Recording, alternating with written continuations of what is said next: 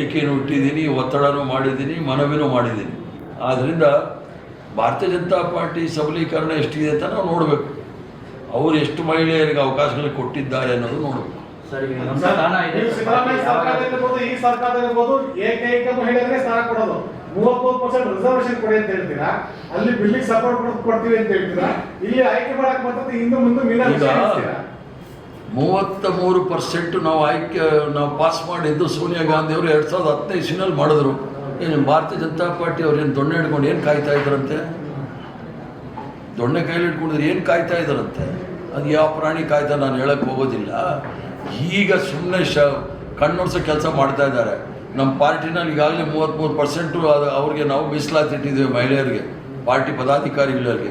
ಈಗಲೂ ಸಹ ಸಂಘಟನೆ ಸೃಜಾನ ಆಯಿತು, ಎಲ್ಲ ಜಿಲ್ಲೆನಲ್ಲೂ ಒಂದೊಂದು ಮಹಿಳೆಯರಿದ್ದಾರೆ. ಆ ಥರ ಇವ್ರು ಏನಾದರೂ ಮಾಡಿದಾರ ಕೇಳಿ ನೋಡಿ. ಇಲ್ಲ ಒಂದು ಹೇಳ್ತೀನಿ ಕೇಳಿ. ಅವ್ರ ಪ್ರಶ್ನೆಗೆ ಡೆಪ್ಟಿ ಚೇರ್ಮನ್ ನಾವು ಅನೌನ್ಸ್ ಮಾಡಿದ್ವಿ ಉಮಾಶ್ರೀ ಅವರಿಗೆ. ಇನ್ನೂ ಒಂದು ಖಾಲಿ ಇದೆ, ಯಾರು ಒಪ್ಕೊಳ್ಳಲ್ಲ. ಪಕ್ಷದ ನಿರ್ದೇಶನ ಎಲ್ಲರೂ ಸಹ ಒಪ್ಕೋಬೇಕಾಗುತ್ತೆ. ಈಗ ತನ್ವೀರ್ ಸೇಠ್ ಅವ್ರಿಗೆ ಅನ್ಯಾಯ ಆಗಿದೆ ಅಂತ ನಾನು ಒಪ್ಕೊಳ್ತೀನಿ. ಆದರೆ ಆ ಸಮುದಾಯಕ್ಕೆ ಯಾವತ್ತೂ ಸಹ ಇಷ್ಟೊಂದು ಪ್ರಾತಿನಿಧ್ಯ ಕೊಟ್ಟಿಲ್ಲ, ಪ್ರಾತಿನಿಧ್ಯವನ್ನು ಸಹ ಕೊಟ್ಟಿದೆ.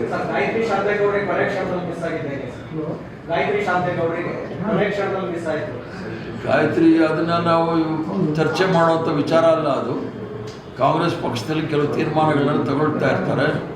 ಎಲ್ಲರಿಗೂ ಸಹ ಅವಕಾಶಗಳು ಕೊಡ್ತಕ್ಕಂಥ ಒಂದು ಕೆಲಸವನ್ನು ಪ್ರಯತ್ನ ಮಾಡ್ತೀವಿ ಅಷ್ಟು. ಅದಕ್ಕೆ ಬೇರೆ ಮೂರು ಪಟ್ಟಿ ಬದಲಾಯಿತು. ರಾಜ್ಯಭವನಕ್ಕೆ ಕಳಿಸೋಕೆ ಮೊದಲು ಮೂರು ಪಟ್ಟಿ ಬದಲಾಗ್ತವೆ. ಒಬ್ರು ನಾವು ಸಂಸದ ಸ್ಥಾನಕ್ಕೆ, ಶಾಸಕ ಸ್ಥಾನಕ್ಕೆ, ನಮ್ಮ ಕುಟುಂಬ ಸಮಸ್ಯೆಗೆ ರಾಜೀನಾಮೆ ಕೊಡ್ತೀವಿ ಬೆದರಿಕೆ ಆಗ್ತಾರೆ. ನೀವು ಅಂತ ರಕ್ಷಣೆ ಸಚಿವರು ಮಾಡ್ತೀರಾ? ಅದೇ ಹೇಗೆ ಸರ್? ಈಗ ಅವರು ಎಲ್ಲೂ ಸಹ ಹೇಳಿಕೆ ಕೊಡ್ಲಿಲ್ವಲ್ಲ, ನಾವು 3 ಜನ ರಾಜೀನಾಮೆ ಕೊಡ್ತೀವಿ ಅಂತ ಹೇಳಿ. ನಾನೆಲ್ಲೂ ಸಹ ಪತ್ರಿಕೆಗಳಲ್ಲಿ ನೋಡಲಿಲ್ಲ, ನನಗೂ ಸಹ ಹೇಳಿಲ್ಲ ಅವ್ರು ರಾಜೀನಾಮೆ ಕೊಡ್ತೀವಿ ಅಂತ ಹೇಳಿ. ಬೆನ್ನಿಗೆ ಚೂರಿ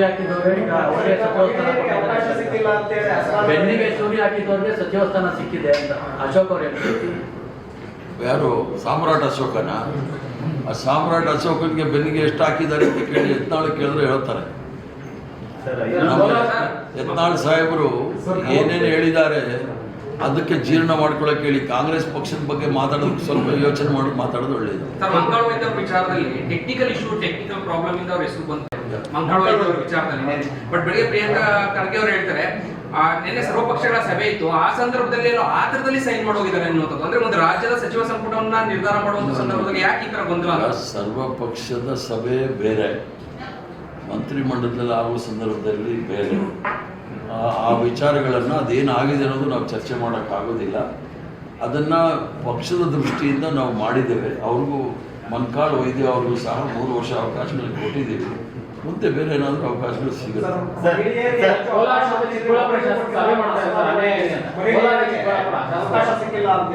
ಏನಾದ್ರಿ ಒಬ್ಬೊಬ್ಬರಿಗೆ ಉತ್ತರ ಕೊಟ್ಟಿಲ್ಲ. ಈಗ ನಮ್ಮ ಸಭೆಗಳು ಶಾಸಕರು ಮಾಡೋಕ್ಕೆಲ್ಲ ಹಕ್ಕು ಇದೆ. ನಾವು ನಾಗ್ಪುರಿಂದ ಏನು ಡೈರೆಕ್ಷನ್ಸ್ ತಗೊಳ್ಳೋದಿಲ್ಲ. ಅವರ ಅನಿಸಿಕೆಗಳನ್ನು ಮೀಟಿಂಗ್ ಮಾಡಿ ನಮ್ಗೆ ಹೇಳ್ತಾರೆ, ಆಮೇಲೆ ನಾವು ಕೇಳ್ತೀವಿ. ಮಹಿಳೆಯರಿಗೆ ಅವಕಾಶ ಕೊಟ್ಟಿಲ್ಲ, ಕೊಡಬೇಕು. ಅದನ್ನು ನಾನು ಚರ್ಚೆ ಮಾಡಿ ಯಾವ ರೀತಿ ಮಾಡಿ ಅದನ್ನು ಸರಿ ಮಾಡ್ಬೋದು ಅನ್ನೋದು ನಾನು ನಮ್ಮ ಶ್ರೇಷ್ಠ ನಾಯಕತ್ವದ ಜೊತೆ ಮಾತಾಡ್ತೇನೆ.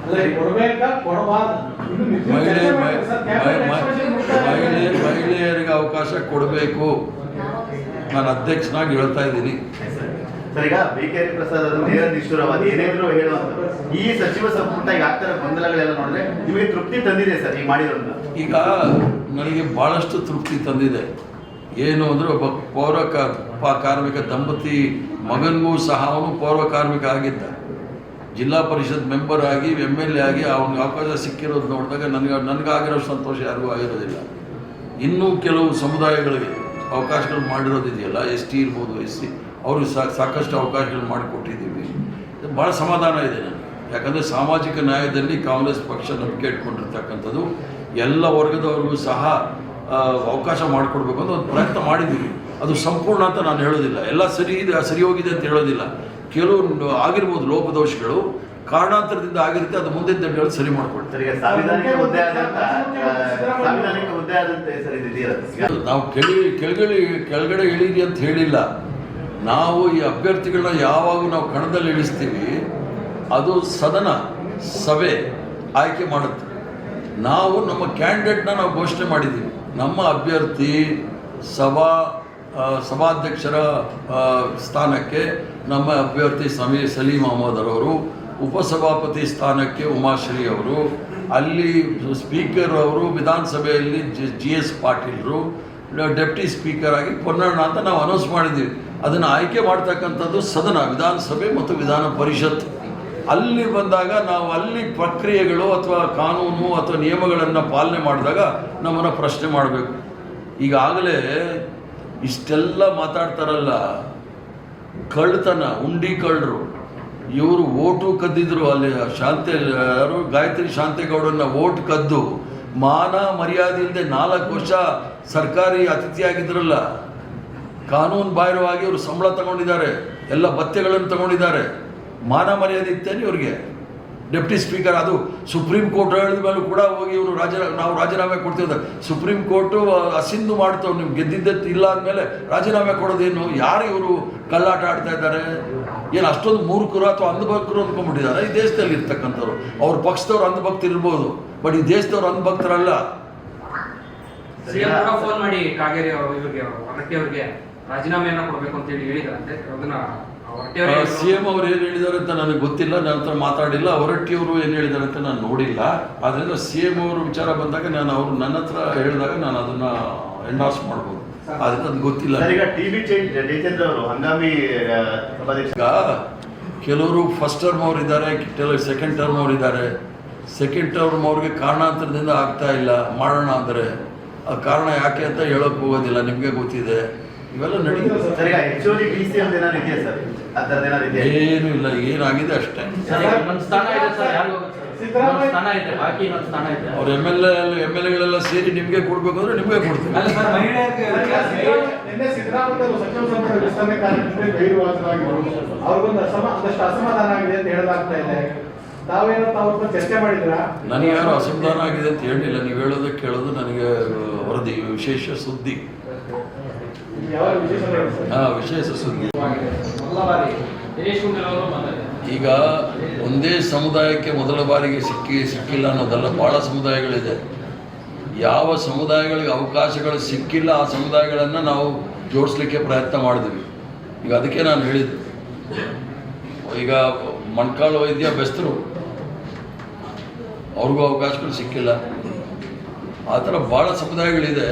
ಭಾಳ ದೊಡ್ಡ ದೇಶ, ದೊಡ್ಡ ರಾಜ್ಯ, 224 ಜನ, 140 ಜನ ಕಾಂಗ್ರೆಸ್ ಪಕ್ಷದಲ್ಲಿ ಇರೋರು, 40 ಜನ ವಿಧಾನ ಪರಿಷತ್ತಲ್ಲಿದ್ದಾರೆ. ಎಲ್ರಿಗೂ ಸಹ ಸಮಾಧಾನ ಮಾಡೋದು ಸ್ವಲ್ಪ ಕಷ್ಟ, ಸರಿ ಹೋಗುತ್ತೆ.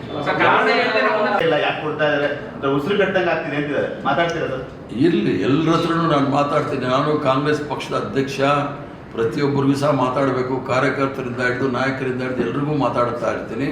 ಕಾಂಗ್ರೆಸ್ ಪಕ್ಷವೇ ನನಗೂ ಮಾಡಿರೋದು ಕಾಂಗ್ರೆಸ್ ಪಕ್ಷ, ಅವ್ರಿಗೆ ಶಾಸಕ ಮಾಡಿರೋದು ಕಾಂಗ್ರೆಸ್ ಪಕ್ಷ, ಎಲ್ರಿಗೂ ಸಹ ಕಾಂಗ್ರೆಸ್ ಪಕ್ಷವೇ ಮಾಡಿದೆ.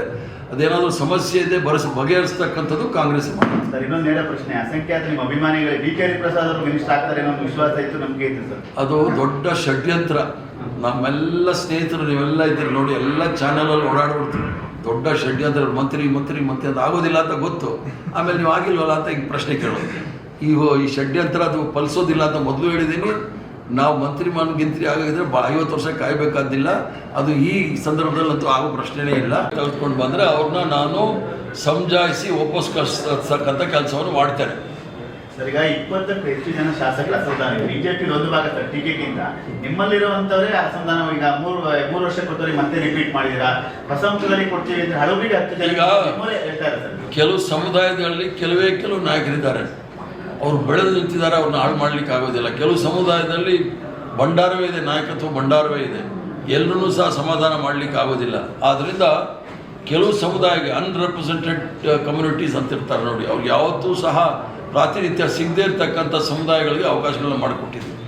ಈ ನಾಯಕರಲ್ಲೇ ಈಗ ನಿನ್ನೆ ನೋಡ್ಬೇಕಾದ್ರೆ ಯಶವಂತರಾಯಗೌಡ ಪಾಟೀಲ್ ಹೇಳಿದ್ರು, ನನಗೂ MP ಪಾಟೀಲ್ ನೇರ ಯುದ್ಧ ಇನ್ನ ಅಂತ ಹೇಳಿ. ಅದು ಈಗ ಶಾಸಕರಲ್ಲೆಲ್ಲ ಹೆಂಗೆ ನಡೀತಾ ಇದೆ ಸರ್? ಏನಿಲ್ಲ, ನಾನು ರಾಯಗೌಡ್ರಿಗೆ ಮಾತಾಡಿದ್ದೀನಿ, ಯಶವಂತರಾಯ ಗೌಡ್ರಿಗೆ ನಂತರ ಮಾತಾಡ್ದೇನು ಬಗೆಹರಿಸ್ತೀವಿ, ಅದೇನು ದೊಡ್ಡ ವಿಚಾರ ಅಲ್ಲ. ಸರ್, ಈ ಕಡೆ ವಿಜಯನಗರ ವ್ಯಾಪ್ತಿಯಲ್ಲಿ ಕೃಷ್ಣಪ್ಪ ಅವರು ಇರ್ಬೋದು, ಪ್ರಿಯಾಂಕ್ ಕೃಷ್ಣ ಇರ್ಬೋದು, ಅವ್ರನ್ನ ಭೇಟಿಯಾಗಲಿಕ್ಕೆ ನೂತನ ಸಚಿವರು ಕೂಡ ಈಗ ಹೋಗ್ತಾರೆ, ಅವ್ರಿಗೂ ಕೂಡ ಅವ್ರು ಸಿಗೋದಿಲ್ಲ. ನಿನ್ನೆಯಿಂದ ಯಾರ ಸಂಪರ್ಕಕ್ಕೂ ಸಿಗ್ತಾ ಇಲ್ಲ ಅನ್ನುವಂಥದ್ದು ಕೂಡ ಆಗುತ್ತೆ. ಪ್ರತಿಭಟನೆಗಳು ಜೋರಾಗ್ತಾ ಇದೆ, ಸಿಎಂ ವಿರುದ್ಧ ಘೋಷಣೆಗಳಾಗ್ತಾ ಇದೆ. ನಾನು ಅವ್ರಿಗೆ ಮಾತಾಡಿದ್ದೀನಿ, ಸಮಾಧಾನವಾಗಿರೋಕ್ಕೆ ಅವ್ರನ್ನ ನಾನು ಈಗಾಗಲೇ ಮನವಿ ಮಾಡ್ಕೊಂಡಿದ್ದೀನಿ. ಪುನಃ ಅವ್ರಿಗೆ ಮಾತಾಡ್ತೀನಿ. ಬೇಸರ ಆಗಿರುತ್ತೆ, ಯಾಕಂದರೆ ಇಬ್ಬಿಬ್ಬರು ಆ ಕ್ಷೇತ್ರದಲ್ಲಿ ಗೆದ್ದಿರುವಾಗ ಅವಕಾಶ ಸಿಕ್ಕಿಲ್ಲ ಅಂದಾಗ ಬೇಸರ ಆಗುತ್ತೆ. ಬಟ್ ಪ್ರಿಯಾ ಕೃಷ್ಣ ಅವರು ಇನ್ನೂ ಯುವಕರಿದ್ದಾರೆ, ಭಾಳ ಭವಿಷ್ಯ ಭಾಳ ಉಜ್ವಲವಾಗಿದೆ, ಮುಂದೆ ಏನಾದರೂ ಒಳ್ಳೇದಾಗುತ್ತೆ. ಮೈಸೂರು ವ್ಯಾಪ್ತಿಯಲ್ಲೂ ಕೂಡ ಇದೇ ಪರಿಸ್ಥಿತಿ ಸರ್. ಅಂತ ನನಗೆ ಯಾವ ಸಂವಿಧಾನವನ್ನು ಒಪ್ಕೊಳ್ದೇ ಇರೋರು ಸಂವಿಧಾನವನ್ನು ಈಗ ಮಾತಾಡ್ತಕ್ಕಂಥ ಜನ ಭಾಳ ಸ್ಪಷ್ಟವಾಗಿ ಹೇಳ್ತೀನಿ. ಅದಕ್ಕೆ ಸಂವಿಧಾನದ 178 ವಿಧಿಯ ಪ್ರಕಾರ ವಿಧಾನಸಭೆಯ ಸಭಾಧ್ಯಕ್ಷರು ಉಪಸಭಾಧ್ಯಕ್ಷರು ವಿಧಾನಸಭೆಯೇ ಆಯ್ಕೆ ಮಾಡುತ್ತದೆ. 182ನೇ ವಿಧಿಯ ಪ್ರಕಾರ ವಿಧಾನ ಪರಿಷತ್ತಿನ ಸಭಾಪತಿ ಮತ್ತು ಉಪಸಭಾಪತಿಯನ್ನು ವಿಧಾನ ಪರಿಷತ್ತೇ ಆಯ್ಕೆ ಮಾಡುತ್ತದೆ. ಈ ಕನಿಷ್ಠ ಸಾಂವಿಧಾನಿಕ ಜ್ಞಾನವೂ ಇಲ್ಲದ BJP ನಾಯಕರು ಏನು ಮಾಡ್ತಾ ಇದ್ದಾರೆ? ನಾವು ತಗೊಂಡೋಗಿ ಕೂಡಿಸಿಲ್ಲ, ನಮ್ಮ ಅಭ್ಯರ್ಥಿ ಅಂತ ಹೇಳಿದ್ದೀವಿ. ನಾಳೆ ಅದು ಚುನಾವಣೆ ಆದರೆ ನಮ್ದು ಇವ್ರ ಅಭ್ಯರ್ಥಿ. ಇವರೆಲ್ಲ ತಗೊಂಡಿಲ್ವ? ಕಾಗೇರಿಗೆ ಎಷ್ಟು ವರ್ಷ ಆಟ ಆಡಿಸಿದ್ರು? ಅದೇ ಬಸವರಾಜ್ ಹೊರಟ್ಟಿ, ನಮ್ಮ ಹೊರಟ್ಟಿಯವ್ರ ಸಾಹೇಬರು ಆದಾಗ ಏನೇನಾಯಿತು ಘಟನೆಗಳು, ಇವೆಲ್ಲ ಆ ಥರ ಮಾಡೋರಲ್ಲ. ನಮ್ಮ ಪಕ್ಷದ ಅಭ್ಯರ್ಥಿ ಸ್ಪೀಕರ್ ಇರ್ಬೋದು, ಡೆಪ್ಟಿ ಸ್ಪೀಕರ್ ಅಂತ ಹೇಳಿದ್ರೆ ನೀವು ಹೇಳಿ ಸರಿ ಇತ್ತು. ಅಲ್ಲಿ ಕ್ಯಾಂಡಿಡೇಟ್ ಅಂತ ಇಲ್ಲ. TS ಪಾಟೀಲ್ ಇರ್ಬೋದು, ಅಥವಾ ಪೊನ್ನಣ್ಣ ಇರ್ಬೋದು, ಅಥವಾ ಯಾರು ಸಲೀಂ ಅಹಮದ್ ಇರ್ಬೋದು, ಇವರ ಹೆಸರುಗಳಲ್ಲಿ ಕ್ಯಾಂಡಿಡೇಟ್ ಅಂತ ಹಾಕಿಲ್ಲ. ಸ್ಪೀಕರ್, ಡೆಪ್ಯೂಟಿ ಸ್ಪೀಕರ್ ಅಂತ ಮೆನ್ಷನ್ ಮಾಡಿದ್ದಾರೆ.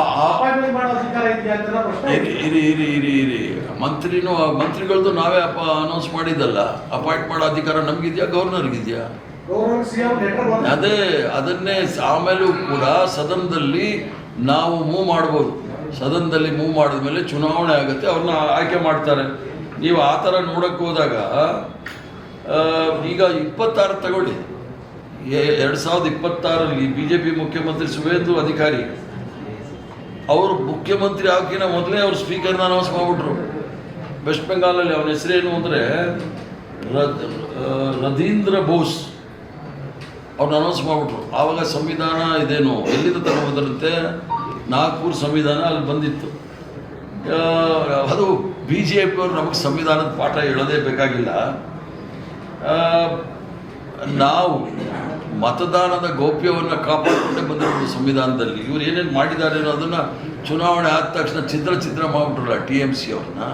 ಯಾವ ಸಂವಿಧಾನ ಯಾವ ರೂಲ್ ಇಲ್ಲ. ಅಸಮಾಧಾನ ಯಾರಿಗೂ ಆಗಿಲ್ಲ. ಅಸಮಾಧಾನ ಆಗಿರೋದು ಭಾರತೀಯ ಜನತಾ ಪಾರ್ಟಿ ಅವರಿಗೆ. ಕಾಂಗ್ರೆಸ್ ಪಕ್ಷದಲ್ಲಿ ಇರ್ತಕ್ಕಂಥವರು ಅವರ ಅನಿಸಿಕೆಗಳನ್ನು ಹೇಳಿದ್ದಾರೆ ವಿನಃ ರಾಜೀನಾಮೆ ಪತ್ರಿಕೆ ನಮ್ಮ ರಾಜೀನಾಮೆ ಕೊಟ್ಟಿರ್ತಕ್ಕಂಥ ವಿಚಾರಗಳು ಬೇರೆ.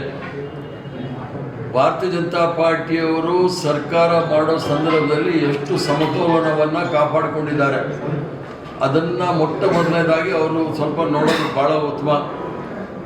ಕಾಂಗ್ರೆಸ್ ಪಕ್ಷದಲ್ಲಿರ್ತಕ್ಕಂಥ ನಮ್ಮ ಅಚ್ಚುಮೆಚ್ಚಿನ ನಾಯಕರಾದ ರಾಹುಲ್ ಗಾಂಧಿಯವರು, ಸೋನಿಯಾ ಗಾಂಧಿಯವರು, ಅಧ್ಯಕ್ಷರಾದ ಮಲ್ಲಿಕಾರ್ಜುನ್ ಖರ್ಗೆ ಸಾಹೇಬರು, ಸಿದ್ದರಾಮಯ್ಯನವರು, ಮುಖ್ಯಮಂತ್ರಿಗಳಾಗಿರ್ತಕ್ಕಂಥ ಶಿವಕುಮಾರ್ ಅವರು ಶೋಷಿತ ಸಮುದಾಯದವರಿಗೆ ಮೊಟ್ಟ ಮೊದಲನೇ ಬಾರಿಗೆ ಇಷ್ಟೊಂದು ಅವಕಾಶಗಳನ್ನು ಕೊಟ್ಟಿರ್ತಕ್ಕಂಥದ್ದು. ಅದರಲ್ಲೂ ಸಹ ಅದರಲ್ಲಿ ವೇಣುಗೋಪಾಲ್ರವರು ಇದ್ದರು, ಸುರ್ಜೇವಾಲಾ ಅವರು ಇದ್ದರು. ಈ ಒಂದು ತೀರ್ಮಾನದಲ್ಲಿ ಈ ಒಂದು ಸಂಪುಟ ಪುನರ್ರಚನೆ ಆಗುವ ನಮ್ಮ ಪಕ್ಷದಲ್ಲಿ ನಾಯಕತ್ವದ ಭಂಡಾರವೇ ಇದೆ. ನಮ್ಮ ಪಕ್ಷದಲ್ಲಿ ನಾಯಕತ್ವದ ದಿವಾಳಿತನ ಇಲ್ಲ. ಭಾರತೀಯ ಜನತಾ ಪಾರ್ಟಿಯಲ್ಲಿ ಇರೋ ರೀತಿಯಲ್ಲಿ ಎಲ್ಲರೂ ಸಹ ನಾಯಕರೇ. 4 ಟರ್ಮು, 5 ಟರ್ಮು, 6 ಟರ್ಮು ಆಗಿರ್ತಕ್ಕಂಥ ಶಾಸಕರಿದ್ದಾರೆ. ಎಲ್ರಿಗೂ ಸಹ ನಾವು 48 ಜನ, 140 ಜನರಲ್ಲಿ 48 ಜನ ಮೊಟ್ಟ ಮೊದಲೇ ಬಾರಿ ಆಯ್ಕೆಯವರಿದ್ದಾರೆ. ಬಾಕಿಯವರೆಲ್ಲರೂ ಸಹ 3 ಟರ್ಮು, 4 ಟರ್ಮು, 5 ಟರ್ಮು, 6 ಟರ್ಮು ಅವರು ಸಹ ಇದ್ದಾರೆ. ಎಲ್ರಿಗೂ ಸಹ ಅವಕಾಶ ಮಾಡೋಕ್ಕೆ ಒಂದು ಪ್ರಯತ್ನ ಮಾಡಿದ್ವಿ. ಇಡೀ ಕರ್ನಾಟಕ ರಾಜ್ಯದಲ್ಲಿ ಅದ್ಭುತವಾದ ಒಂದು ದೊಡ್ಡ ಇತಿಹಾಸವನ್ನು ನಾವು ಸೃಷ್ಟಿ ಮಾಡೋದು ಏನು ಅಂದರೆ, ಒಬ್ಬ ಪೌರ ಕಾರ್ಮಿಕ ಮಗನಿಗೆ ಪೌರ ಕಾರ್ಮಿಕ ದಂಪತಿಗಳು ಏನಿದ್ರು ಅವ್ರ ಮಗನಿಗೂ ಸಹ ನಾವು ಮಂತ್ರಿ ಮಾಡಿದ್ದೀವಿ. ಈ ಇತಿಹಾಸ ಎಲ್ಲಾದರೂ ಸಿಗುತ್ತೇನು ಭಾರತೀಯ ಜನತಾ ಪಾರ್ಟಿಯಲ್ಲಿ? ಅದರ ಜೊತೆಗೆ ನಮ್ಮ ಬೊಮ್ಮಾಯಿಯವರಿದ್ದರು. ಬೊಮ್ಮಾಯಿಯವರು ಸಾಹೇಬರು ಇದ್ದಾಗ 13 ಜಿಲ್ಲೆಗಳಿಗೆ ಪ್ರಾತಿನಿಧ್ಯ ಇರಲಿಲ್ಲ. ಕೆಲವು ಜಾತಿಗಳನ್ನ ಕೈಯೇ ಬಿಟ್ಬಿಟ್ಟಿದ್ರು.